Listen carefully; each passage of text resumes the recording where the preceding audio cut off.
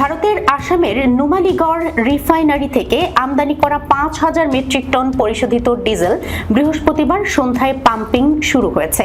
এই ডিজেল বাংলাদেশ ভারত মৈত্রী পাইপলাইনের মাধ্যমে দিনাজপুরের পার্বতীপুরে পদ্মা অয়েল পিএলসির ডিপোতে পৌঁছাবে। বৃহস্পতিবার মেঘনা পেট্রোলিয়াম লিমিটেডের ম্যানেজার কাজী মোহাম্মদ রবিউল আলম জানান, বাংলাদেশ সময় বৃহস্পতিবার সন্ধ্যা 7টার দিকে নুমালীগড় রিফাইনারি থেকে পাম্পিং কার্যক্রম শুরু হয়েছে। তিনি বলেন, এই চালানে 5,000 মেট্রিক টন ডিজেল আসছে এবং পাম্পিং শুরুর পর থেকে 45 ঘন্টার মধ্যে পুরো চালান পার্বতীপুর ডিপোতে পৌঁছাবে, অর্থাৎ আগামী শনিবার বিকাল 5টার দিকে ডিজেল চলে আসবে।